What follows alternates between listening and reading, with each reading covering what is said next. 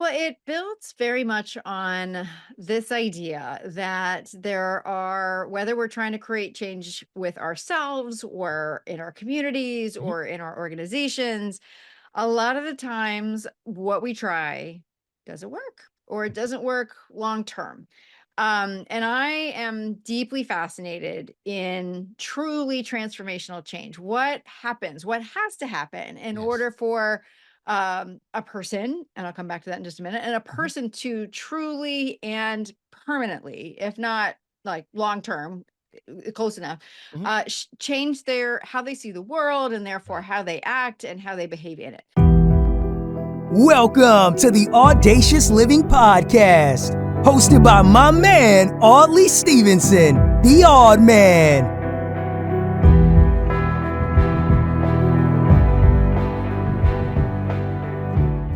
Greetings and salutations. Welcome to the Audacious Living Podcast, where our ongoing goal is to help our listeners live their best audacious lives ever. I'm totally thrilled to have you here with us, and I really want to thank you for sharing this space. I appreciate you taking time out of your busy day to join us, so thank you again. Together, let's explore the bold, the daring, and the transformative as we strive to unlock the potential within each and every single one of us. Now, think of creating sustainable change like planting a tree. It starts with the understanding the soil, which is your current beliefs and environment, then planting the seed of a new idea. With patience, nourishment, and the right conditions, it grows, just like the principles Tamsen Webster discusses in her latest book, Say What They Can't Unhear, the 9 Principles of Lasting Change. Now, Tamsen was a previous guest on the podcast who's made her way back, and glad to have her here. She was joined us back on episode number 77. At that time, we were talking about her book, Find Your Red Thread. Now, in our interview today, we dive into how to cultivate the conditions for lasting change, just like in that gardening analogy. She is a sought-after speaker, author, and change strategist known for her expertise in transformational change. With over 30 years of experience, she's helped countless individuals as well as organizations navigate the complexities of change through the innovative red thread methodology. In her latest book, she distills her insights into actionable strategies for sustainable transformation. In this episode, Tamsen brings her wealth of knowledge to the table, sharing invaluable insights, again, from her new book. Her expertise in storytelling and change management provides listeners with practical tools to understand and implement lasting change in their lives as well as their communities. So now that we've got you all set and we're ready to go, let's turn our conversation over to Tamsen. Enjoy.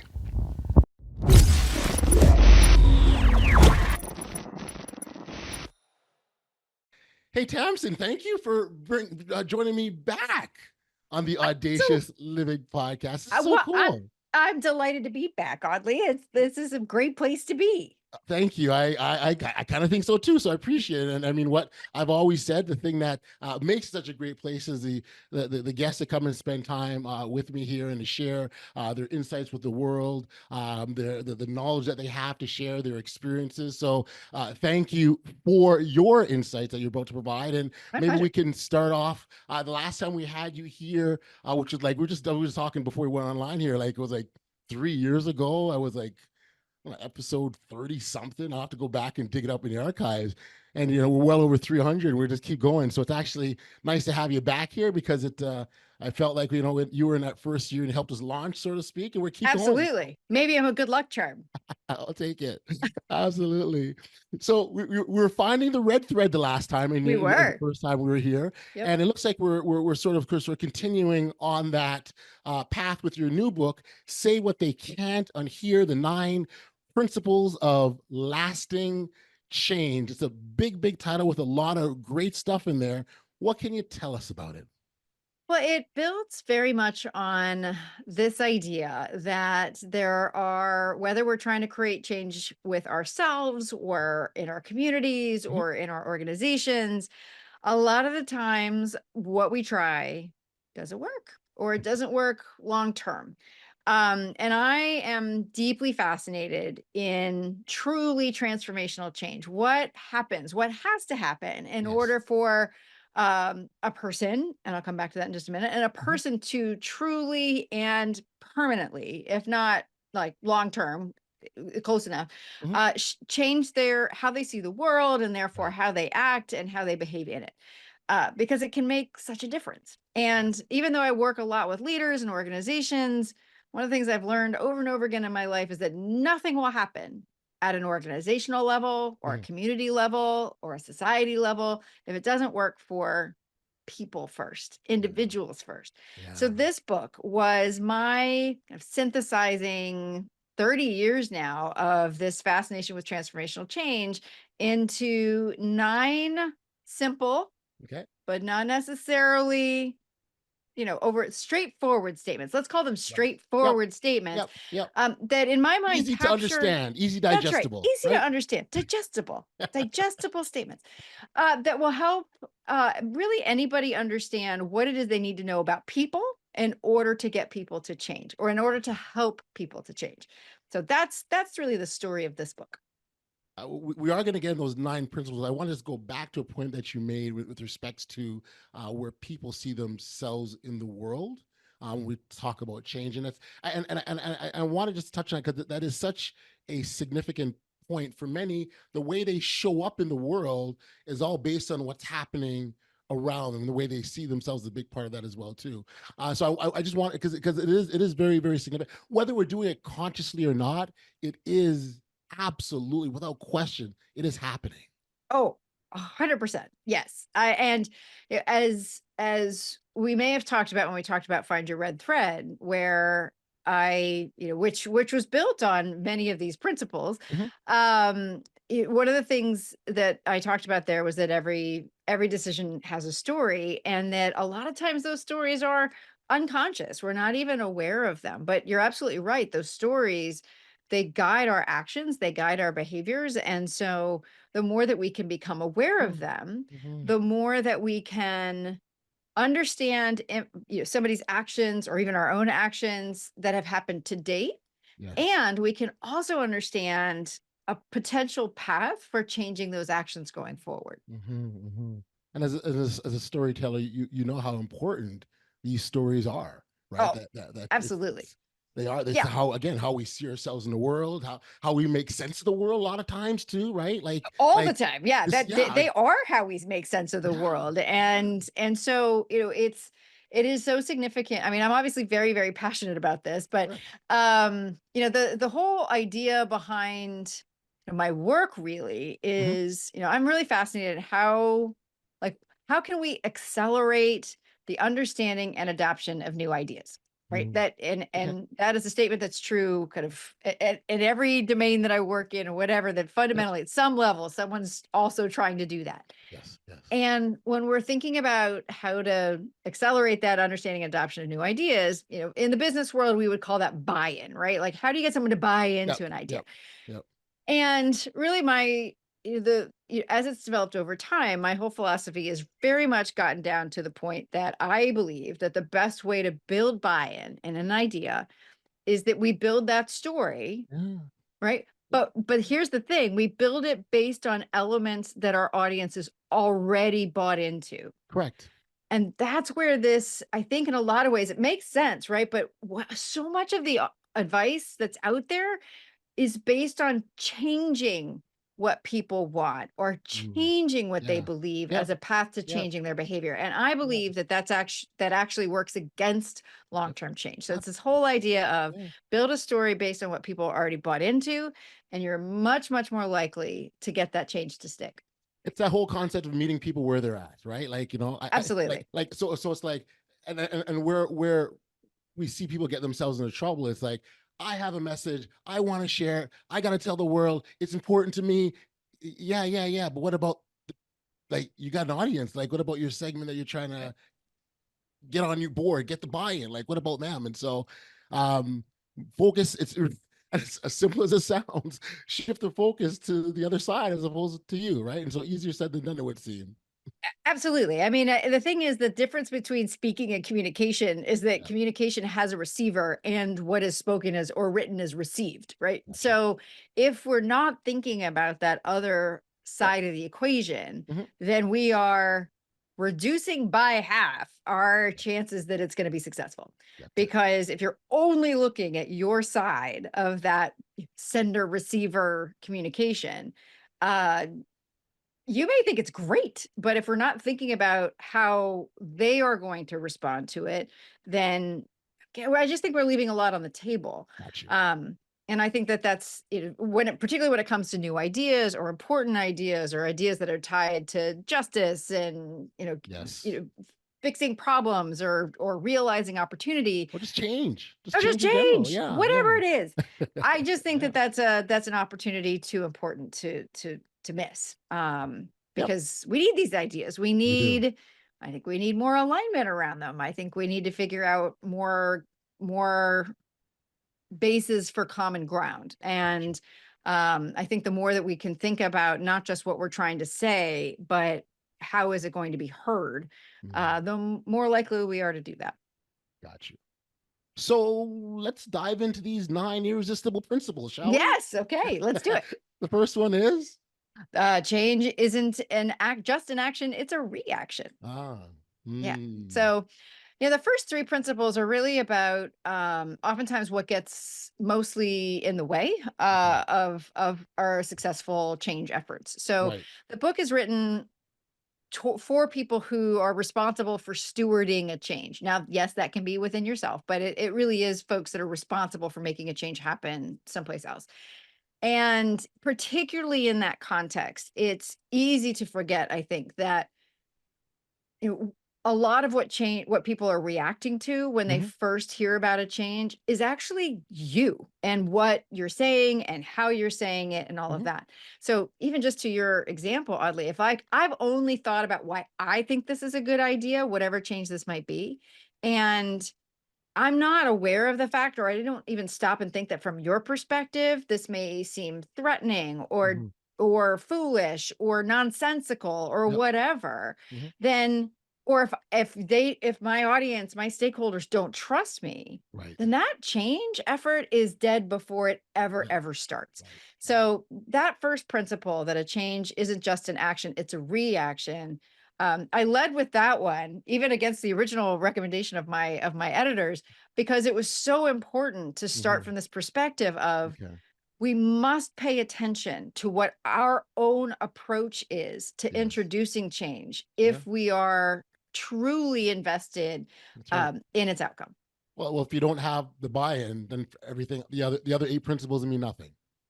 Well, that's right. And and you can do everything, you can have everything sound perfect, right? It's one of the reasons why I really started to dive into this topic in the first place was people could create a quote unquote perfect red thread, but it didn't mean that that it worked. And so I was kind of curious about that. I'm like, oh, okay, but it's because there's all sorts of things going on. But sometimes, and then some of this is tied into some of the other principles. Sometimes it really is that it's our own intent behind the change that starts to leak through. Because fundamentally, change is risky, right? And which means that people have to trust in you. They have to trust in the change. And we know from the work of Susan Fisk and her colleagues that trust is based on perceived capability, your ability to do something or deliver on it, and perceived intent. Why are you doing it? What is the motivation behind it? Love that. And so if we don't truly believe in this change, if we don't truly believe in the people that we're talking to about it, it will come out and it will affect how all of this is happening. Which is why I started with that first principle and why I believe it's just so important. Got you. Okay. All right. So the second one, what's that? Second one is, I already gave a preview, is that every decision has a story. And so it's very much the whole idea that my first book, Find Your Red Thread, was based on, is that every action that we take is based on an internal argument. It kind of ends an internal argument on why that action does or doesn't make sense. So if we want change, by which I mean sustainable action, then that story that someone tells themselves, and more importantly, the story that you are telling them about that change, must make even more sense to them than the story of what they're doing right now. Yeah. And in their terms, right? So this is why Yep. this is why the first principle is still what it is. Like, you may think it makes perfect sense, but if it doesn't make more sense to them than what they're doing now, no dice. They're not going to do anything different. But the good news is, if the story does make sense, and if it makes more sense to them, whatever story they're telling Yep. themselves now about what they're doing, then the decision will change, will too.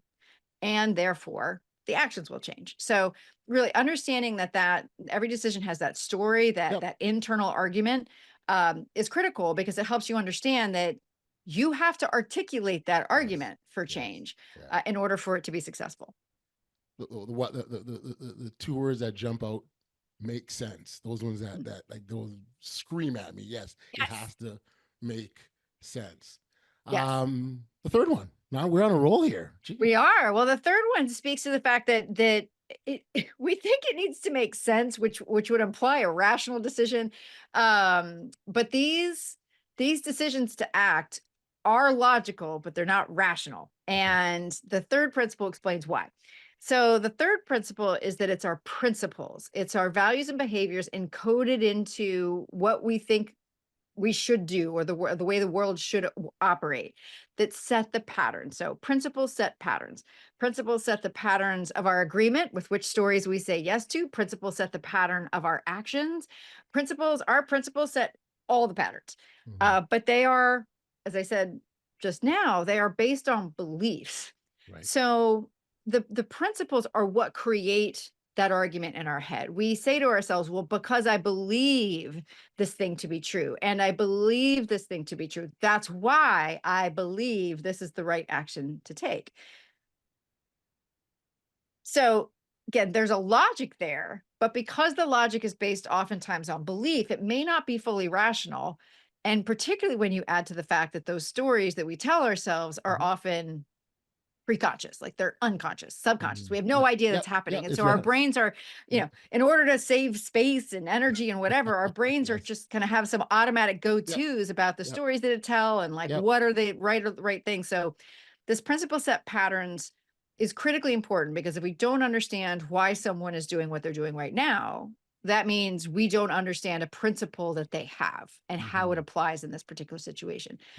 So if you want to understand an action, you've got to understand the outlook that explains it. Yes.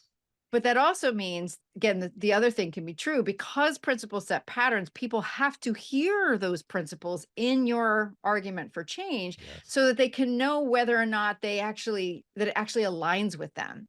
And that's how we go from making sure that a change doesn't just make sense.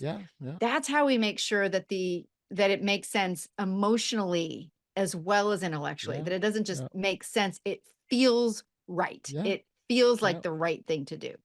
And I think people are looking for those. They'll be looking for those patterns, or right away they'll be scanning to find which is the what's that. And that's right. You think of just, I mean, with information being so plentiful, and as you said, our brains looking for easy ways of doing stuff. It'll look for those patterns right away, and that's we got to be mindful of that. That's right. And if you don't include them, see, this is the danger of like not knowing some of these principles. If we don't include them, if we don't understand that every decision has a story, and then therefore we don't complete the argument, we don't say those principles, people will fill in with whatever their go-to is, or just because it doesn't make sense to them, they'll just dismiss it outright. That's why I said, like, these first three are really where most change efforts fail. One, you're not paying attention to you.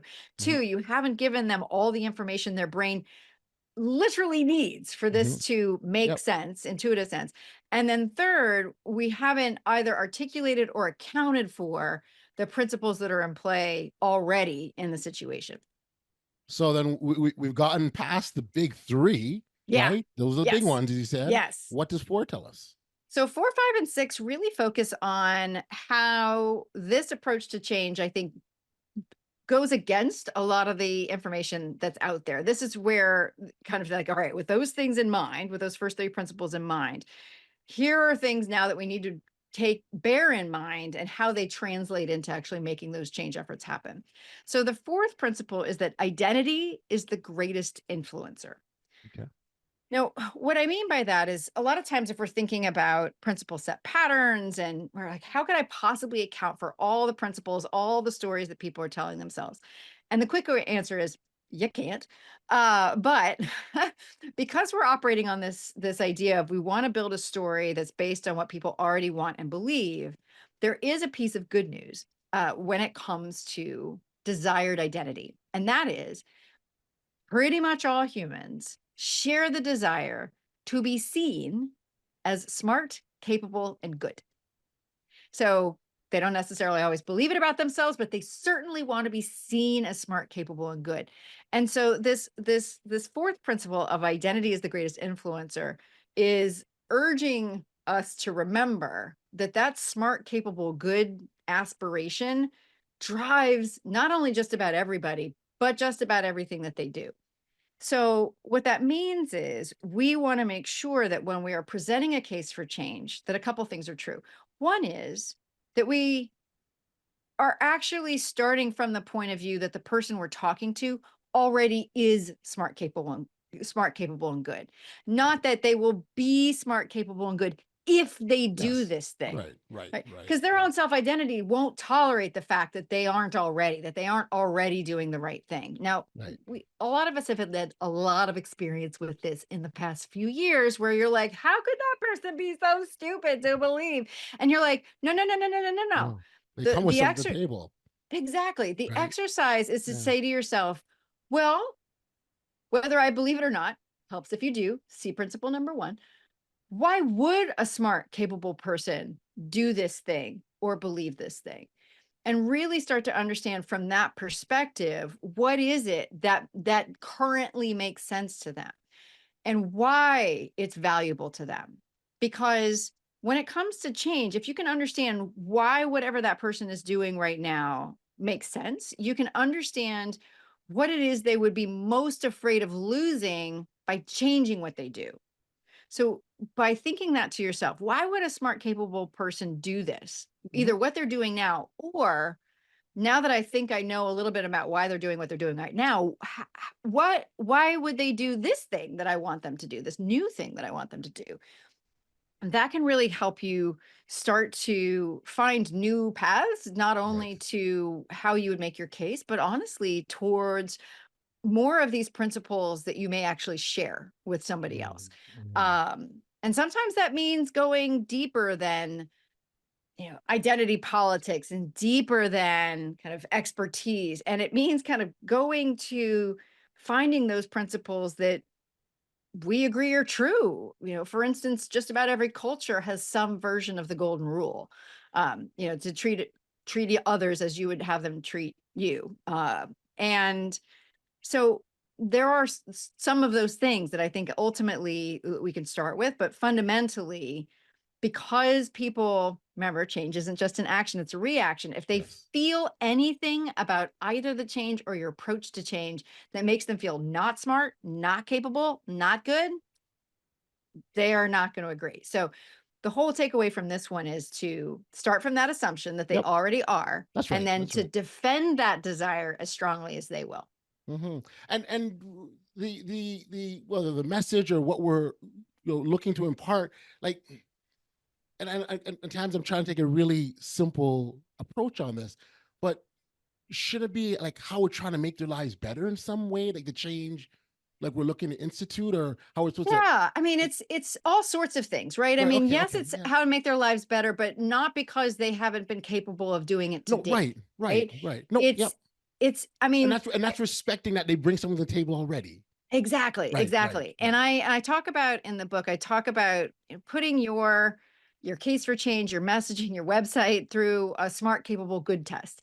And it's basically going through and looking at every piece of what your audience, your stakeholders are engaging with and asking yourself, does this make someone Hmm. feel smart, capable, good, or not? Yep. So, for instance, I've been working with a colleague of mine, a wonderful gentleman named Shepard Smith, who runs a message strategy agency out of Memphis. He's drafted our marketer's guide to say what they can't unhear. And he points out that, when it comes to this kind of concept, think about a button that's, when you say you don't want to sign up for a newsletter and it says, instead of just saying, yes, I want to sign up, or no, thank you. It says, no, I enjoy wasting my money. Like, that is not awesome. You're making somebody agree to something by pushing that button that makes them, like, that violates that smart, capable, good piece. It's not, you're not hurting anything when you say, instead of, no, I like wasting my money, and Mm, switch it to, no, I'm not interested right now. gotcha. No, not yet. Right. Like, I'm not Not interested yet. yet. Yeah, Right. yeah. And so that, I think, it's that kind of thing. Right. But even using jargon, even using words people don't understand, even using, making things just difficult for people, even leaving out the principles of your argument, which makes it impossible for someone to understand, right? Or to understand whether or not, doing this thing is going to feel good to them later. All of that can contribute to someone saying no, because the risk of potentially being seen as, or behaving in a way that they would perceive or others would perceive as not smart, capable, good, is just too strong. Gotcha. Gotcha. Gotcha. Number five. Five. Well, five is that the deepest beliefs are the hardest to shift. Oh, that's so powerful. Yeah, and What it does it that speaks a say? little bit to what we were just talking about. So, the thing is that, one of the things I mentioned before is, you know, with these three, four, five, and six, I'm operating against, these are the ones where I kind of get mad at a lot of the current persuasion and influence advice.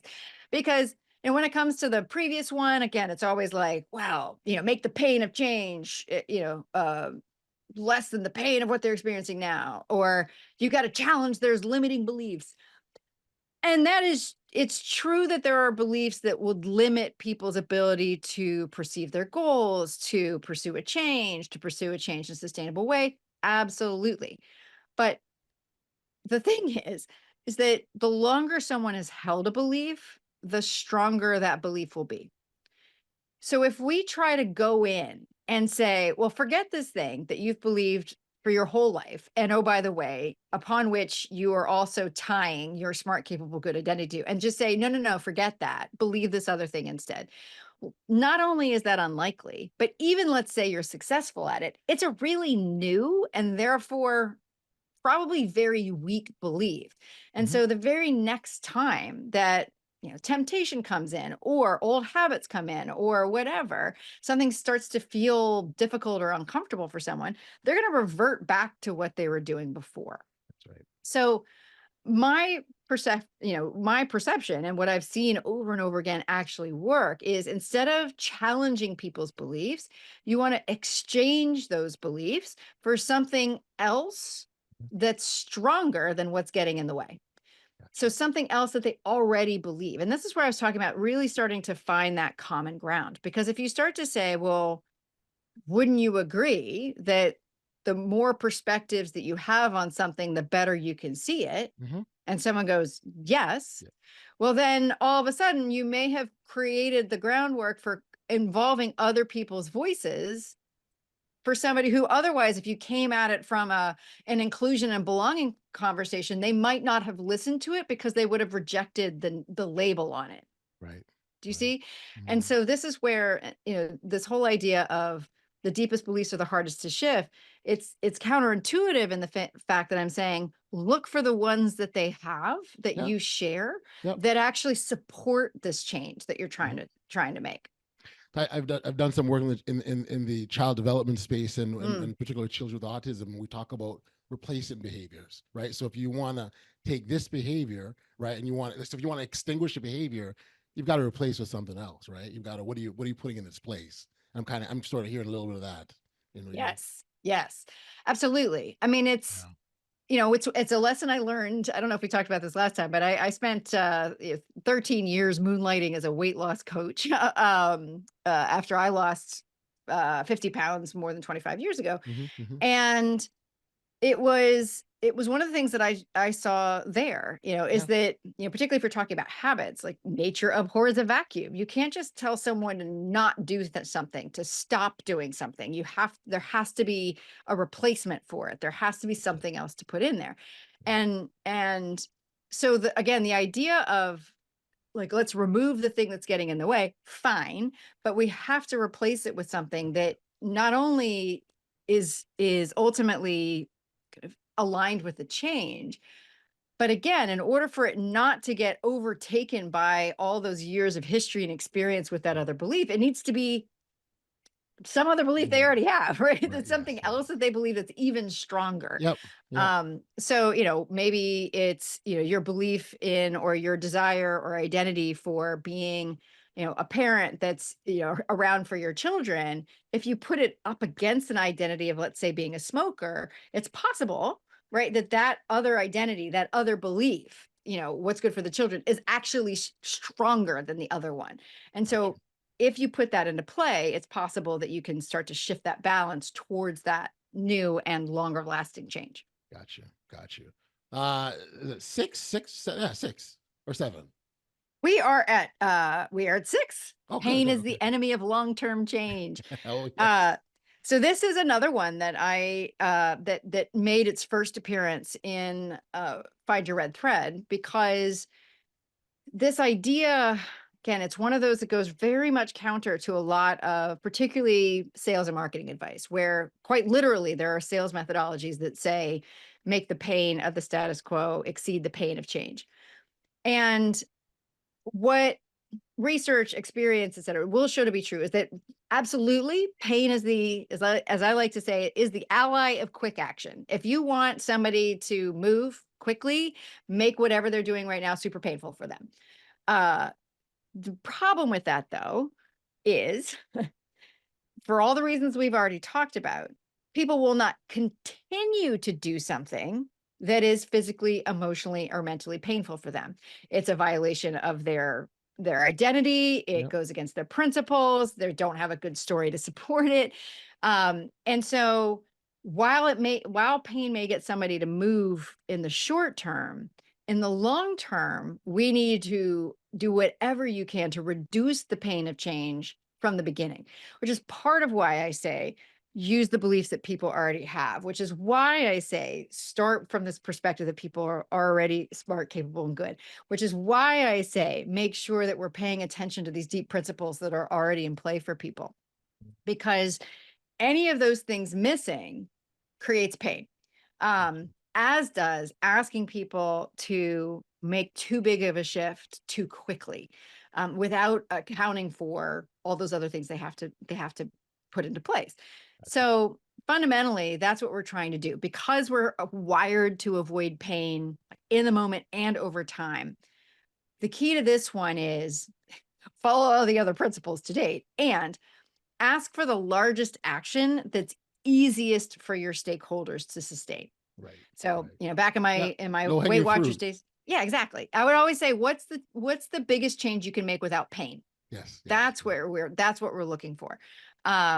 Doesn't mean discomfort, right? And doesn't mean not harmful, because we'll do things that are harmful to us for a long time. Like I used to have a weight problem, and I used to smoke. And so it's about, but unless it's, again, consciously causing us pain, Yes.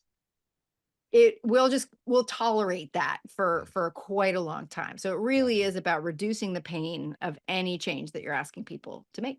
Makes sense. So we're on to number 7 now. We are, yes.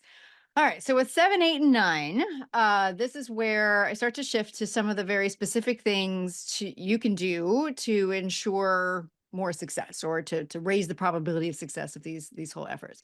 And with number 7, it really builds very much on that one right before, which is that pain is the enemy of long-term change, and the one before that, the deepest beliefs are the hardest to shift. So, because ultimately, if those things are true, it's probably saying, well, how do I actually get this done? And thankfully, the answer lies in principle number 2, actually, which is about back to that argument. And so this whole idea of number 7 is that when two truths fight, only one wins. And what that means is that as someone who is trying to steward change, whether you're doing that with yourself or with somebody else, the key is to create that battle of beliefs. Okay. Remember how I said sometimes you have to take this identity that you have as a parent and put it against an identity as a smoker. Right. You have to consciously put those two things in a battle with each other to see which one is going to win. And fundamentally, in that battle of beliefs, the strongest source of that desired self-identity is what's going to survive. Gotcha. So what this means is the form that it takes goes all the way back to that argument, that story from principle 2. Because if we can set up and say, all right, remember, we're trying to build this story based on what people already want and already believe. Mm-hmm. What we're basically saying is, if you want this thing and you believe these other things to be true, then, thanks to Aristotle, then you will agree that this change will accomplish that outcome that you're looking for in a way that is aligned with what you believe. Right. And that's your job, is to create that, not to point out any possible hypocrisy in what they're doing right now. Yep. It's just That's not the simply job. to state a new story that is based on those desires and beliefs they already have.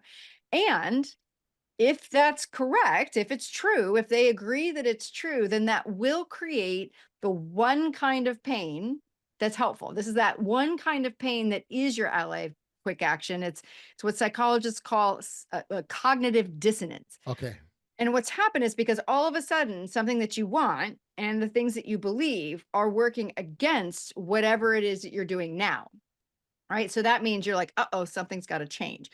And as I talk about in my first book, where this principle also made an appearance, it's generally unlikely, though, that people will unwant something that they want or unbelieve something that they believe. They may, right? But that's up to them. Like that goes back to the principle 1. Like they get the choice here.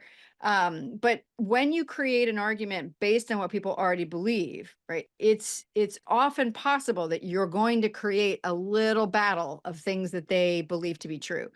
And that's your best hope of success, is kind of a well-intentioned, truthful, simple argument based on what your audience already wants and already believes, where that kind of tension between what they're doing now and those things that they already want and believe come into play. So that's what Principle 7 is all about. It's about basically saying, if you want a new truth to win, you have to put it in the fight in the first place. There we go. Makes sense. Makes sense. Yes. Number 8 says what? What did that tell us? Well, it leads directly to the next one, which is that you can't want it more than they do. Yeah, that's a good one. So, if one of the ways that I summarize this in the book is that I say that desire can overcome any objection, but your desire for the change is not a substitute for theirs. Right. And so this is something I have to, oh my gosh. Yes. And I have to repeat this to myself very often, where I'm like, can't want it more than they do, can't want it more than they do. So your job as a steward of change is to find the thing that your change can legitimately deliver on, that the audience, your stakeholders want enough to not unwant, right? But even so, they may, when everything else comes into play, go, yeah, it's actually not that important to me that this happens. And so in my mind, though, that's good news. I'd rather find out all of this, that our principles aren't aligned, that somebody really doesn't share a desired outcome. I'd rather all of that happens sooner rather than later, because we can save everybody a lot of pain, a lot of time, a lot of money in certain cases, organizationally, a lot of mental stress, just by understanding that in the first place. So the thing that I reinforce is that in a lot of ways, this goes back to the first principle, because really, truly, when it comes to inspiring change, influencing change, and you notice I never say get anyone to change, because I don't think you can. No. The only thing you can truly influence is how well they understand the story. Yeah. Yeah. Do they understand what this will do for them? Do they understand the reasoning that you've presented behind it? Do they understand those principles? Because once they understand, it is completely up to them whether or not they agree. And the feelings will naturally follow. Once the understanding is there, the associated feelings will. That's right. Like a little wagon behind it. That's right. So that's your job. That's your job, is to ensure that they understand, not because they're not smart, capable, and good Yep, right, enough, right. Yep, mind yep, you, yep. but to make sure that they understand. And once it's clear that they understand, if they don't agree, you really have no other choice but then to walk away, because you can't want it more than they do. That's exactly it. So, drum roll, please. Number 9. Number 9. So ultimately, this all comes together with number 9, which is that there's no such thing as believer's remorse. Ah, So we've probably already always all heard, we probably have experienced, and we may have even caused buyer's remorse, which is where yes. we make a choice and then afterwards we're like, oh my gosh, why did I Yep, do that? I want to undo that. yep. But fundamentally, when it comes to choices and change, if we believe that a decision was right, it was correct, it was right, it was in line with who we are and what we wanted to do, even if it was difficult, even if we may regret some of the consequences, if we believe the decision itself was right, we will not regret the decision itself. So this comes as a way to remember and really reinforce all the other principles in the book, because fundamentally what this book is an argument for Yep. is that instead of asking people for leaps of faith, we are it's urging the reader to or listener to build bridges of belief. It's basically Love it. saying, Love it. hey, you and I both want this thing, right? I believe that you and I both want this outcome. I believe that you and I share these principles. And that's why I believe this change is the right one. And it's allowing people to say, do you agree with how I see the world Yep. in this case, so that you can agree with why I believe this action not only makes sense, but is the right decision? Because if we can get to that, if we can get someone to a point where they understand well enough Mhm. to say, yeah, actually, this is the right thing for me. Yeah. I agree in principle. There's still implementation to Of happen, course, of but the course, of course. first step is, does someone agree in principle with that this is the right decision? Then it's rare, if ever, that somebody will go back on that once, if it's really rooted in things that they truly believe are good and right.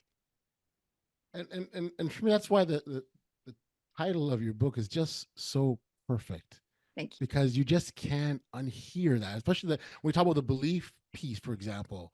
Like it's almost tied into you, right? Like it's tied into who you are, and Yes, so yes.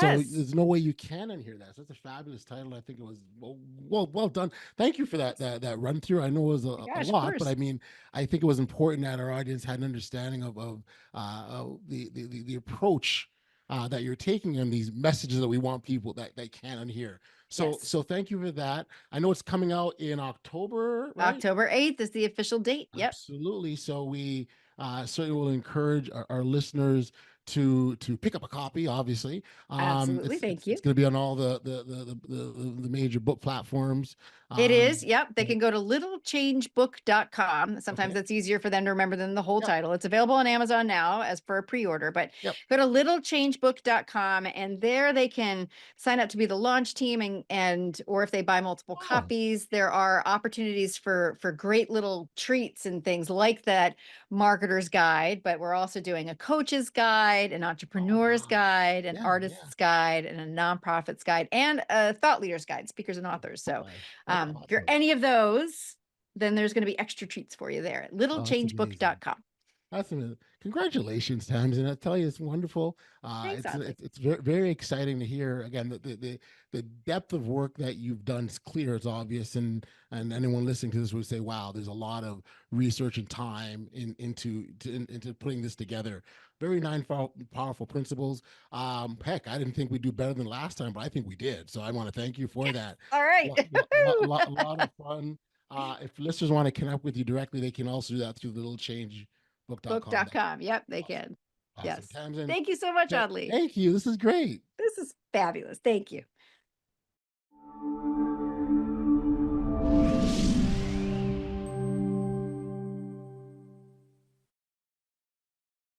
Back we are here on the podcast. In our conversation with Tamsen, the central theme is the power of aligning change initiatives with existing beliefs and stories. Tamsen emphasizes that true sustainable change happens when we build upon what people already believe rather than trying to overhaul their desires or convictions. This approach fosters a genuine buy-in and ensures that change is not just a fleeting concept, but a permanent shift in behavior and mindset. By meeting people where they are, we can create a foundation for lasting impact. Now, if you're inspired by Tamsen insights and want to delve deeper into her work, I'd encourage you to connect with her directly. You'll find our contact details in the show notes below. You certainly can reach out to her and explore how you can implement these principles in your own journey. Of course, again, her latest book, I'd encourage you to also grab a copy of Say What They Can't, Unhear the 9 Principles of Lasting Change. It's available now for pre-register. And again, it's a must-read for anyone committed to making meaningful impact in your environment. Stay tuned for special offers. Again, then they'll also be in the show notes. Thank you for tuning into the Audacious Living Podcast. Your support means the world to us. And if you've enjoyed today's episode, please like, follow, subscribing, or share if you haven't already done so. And this is and share with others, particularly who may benefit from these conversations that we have here on this podcast. Together, we can help this podcast grow and continue to inspire audacious living. Until next time, stay safe, be kind, show love to one another, and be audacious. You've been listening to the Audacious Living Podcast, hosted by Audley Stephenson. If you enjoyed what you heard, be sure to like, subscribe, and share. Until next time, be audacious.